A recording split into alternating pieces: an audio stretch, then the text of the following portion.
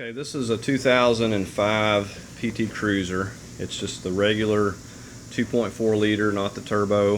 We're going to be working on removing the cylinder head, and we determined it to be bad. Now the first thing I've done is I've just jacked the vehicle up on this side only, and I've gotten a jack stand position on the pinch weld. And you can see where I jacked it up there under that control arm area. And first thing, we're going to take a 3/4 and we're going to get our lugs off here, and they actually hold that cover on. So we're just going to get started and get this wheel removed here first thing. Okay, when we get in here, we've got this rubber flap, the plastic flap. It's got to come out of the way, and as you look up under here, we're going to have some 10 millimeters. There's one down there, there's one right there, and we have another one that is up here in the front, and we need to get those out so we can move this out of the way. This one's kind of cracked up anyways, but we're going to go ahead and remove that now. And we took that piece down and just stuck those screws right back where they go. So now we have access to this. And the next thing we're going to do is we're going to get in here with a screwdriver and go ahead and pop this off. And it's just, this is where we're going to access our main engine mount up here. This lower one you see is actually a torsion mount. This one up here is what holds the engine, and this is the one that typically will give you a lot of vibration when it gets bad, but it's the most difficult to get to. So we've got to get a I think it's a T55, don't quote me on that, but we got to get in there and get that out. Of course, we will have to get the engine supported with blocks under the oil pan and get a jack position before we take that there out. So we're going to go ahead and get a jack under here and a block, and then we'll work on that right there. Okay, I've got my jack position. I've also got blocks for safety. We don't want to just rely on the jack. And you'll notice that I've got my jack where it's kind of close to the edge, because when we start having to jack this engine up, we want to be, you know, as close here as we can get so we're able to move that engine up. So it doesn't really matter if we remove this or this first. I'm just going to go ahead and remove this one right here. Okay, and we're just getting this one. I'm using an impact. If you don't have an impact, you'll want to use a breaker bar, and you'll also need to have an extension so you can get out here past this fender so you can get the leverage.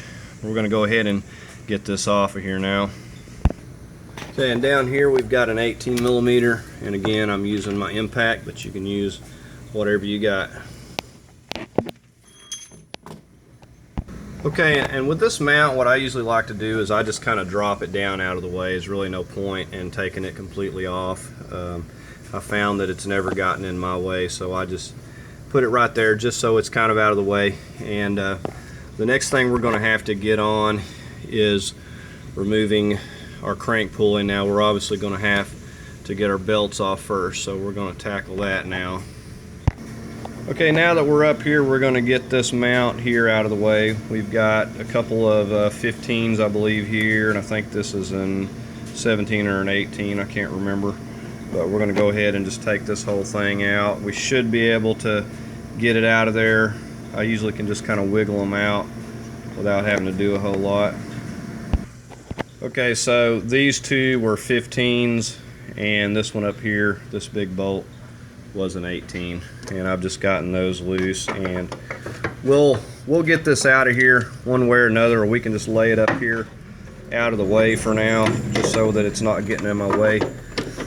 Sometimes I have to get a little bit more stuff off to wiggle them out, and sometimes I can squeeze them out of there, but this one here is not really wanting to come right now. But that's good enough to where I'm going to go ahead and get to my tensioner and get my first belt off here first, and we're going to have to get back underneath here. And for this, just get you a 15, and it's just very easy. Just pull this thing over, and we're going to slip this first belt off. Just get your 15 position right there, and you're going to take it in that direction.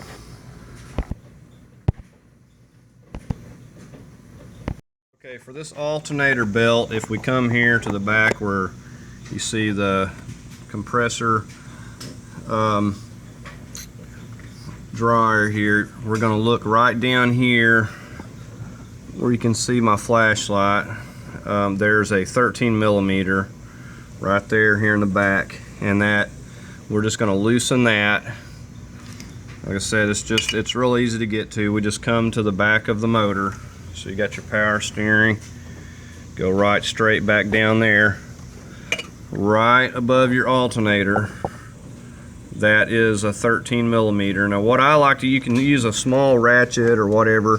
What I like to use is my little ratchet wrench, and I find that it gets back in there really good. So I use this, and we're just going to loosen that, and as we get it, we can usually get it the rest of the way by hand and just get it loose enough to slip that belt off. So I'm going to go ahead and get that right now.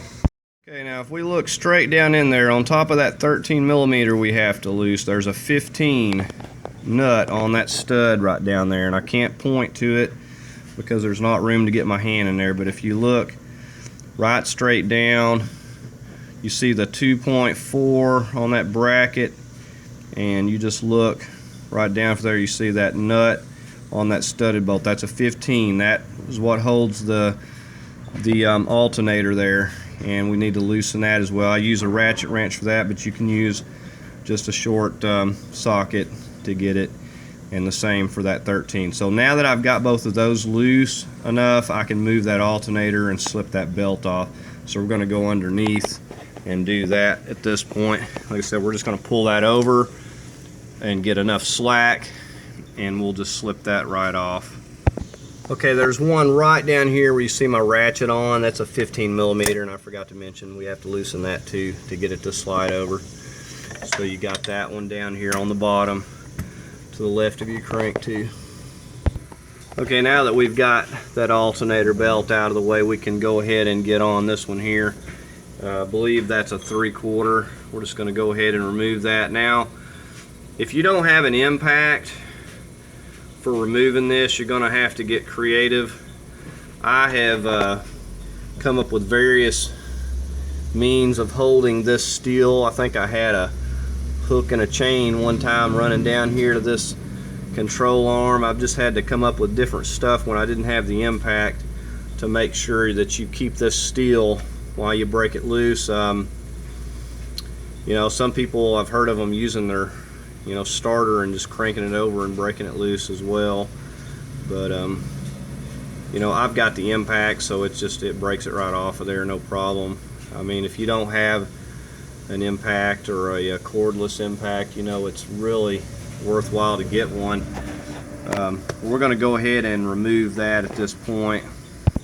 So now I'm just taking this crank bolt out of the way, and I just got it right out of there with the impact. Now this thing has been kind of a little bit of damage to it. It may need a washer or something on here. But now the next step that we're going to have to do is we're going to have to get our Chrysler puller a hold of this, and I will be showing you how to set that up next. Alright, we've got our Chrysler puller. We're getting ready to set this up, and we're just going to be placing this on to our crank. We're going to get all three of these jaws positioned, and these are all removable if you need to remove them. I just put it on like that. Now once I get that, we'll be using this long rod. We've got 3 different sizes. I'm going to use the long one, and we're just going to feed it right into our crank there, and then we'll be placing this and getting it started. And we want to make sure that we've got plenty of threads before we go to cranking down on this. And I'm going to be using my impact. I said it makes it a lot easier. So I'm going to go ahead and finish snugging this up. One thing you want to make sure when you're tightening this, that you keep your jaws pulled in where they're up against the lip or pressed out, whichever way you set it up. Okay, we just made sure that we've got this straight here, and I'm going to go ahead and get my 15/16 onto my impact, and we're just going to go ahead and get this off of here. Alright, with the impact it's very easy just to get this whole thing loose, and we can actually just pull the whole thing out of there just like that.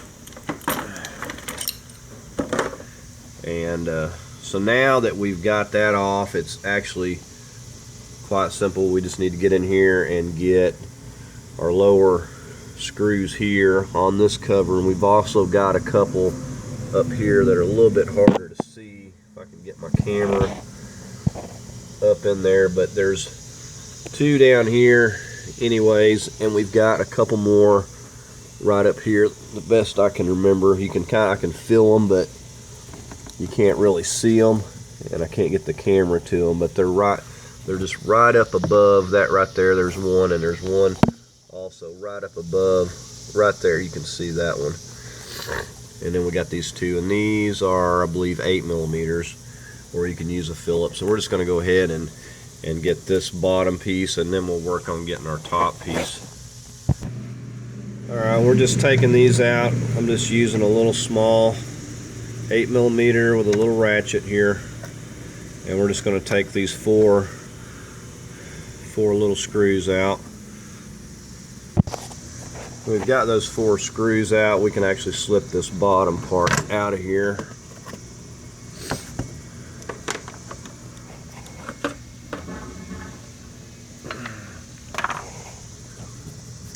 And now we're just going to get up top. Now at this point we can also jack this motor up and down and do what we need to do, because we've got all of our mounts loose. I think while I'm down here, I'm going to go ahead and take some more of these loose, because I'm going to be having to get these out anyways. So I'm going to go ahead and just take everything that I can kind of get to while I'm down here. And even though I'm not taking this back cover off yet, I'm going to go ahead and just take the ones I can get to, and then we'll go up top and we'll start removing some stuff from up top. I removed this one. It's just an 8mm holding this back cover. There's 2 here. These are 13s, I believe. And these also go through the oil pump housing here, and we'll make sure may need to put some sealant back on those. But anyways, these hold this back cover, and so these 2 have to come out as well. But we're just taking what we need to get this back cover off later, and I just wanted to get some of these off while I'm down here. Okay, and with those removed, we're going to go ahead and go up top. That's about all we can do down here for now. Okay, now that we're up here, we're just going to start jacking this engine up a little bit and being careful that we don't break anything or hit anything, and start getting it up high enough that we can actually get in here and do something. All of our mounts are loose, so at this point we can go ahead and raise this engine up. Okay, we're going to go ahead and take this intake off as well. Taking these bolts, these are 8mm from out of here. There's also a 13, looks just like that goes into the back here, and I've taken that out from there. And I'm going to go ahead and label everything and get this intake off out of the way, and then we'll follow up. The next thing I'm going to be moving is this. We don't have to disconnect it, I don't believe. I believe I usually just take and flop it over out of the way where I can get access. But we're going to go ahead for now and just get this intake labeled and start getting it out of the way. A few things with these. You got some snaps, and you can remove this. These throttles, very easy to remove. You just flip them back and then pull your wire around, and you just slip that out of there. You do that with both of them, like I said. And then these here, they snap in. So you can see that little clip right there. Just pull out on that and just slide that whole thing out. And I believe there's nothing else connecting that, so we'll just get these cables off and we'll start labeling these hoses and these connectors. Like I said, it's pretty self-explanatory. We're just going to label and remove all the connectors and label the vacuum hoses here, here, and here. And we just want to try to get this out of the way. We're going to be removing the head and inspecting everything, so we're just going to go ahead and move a lot of this.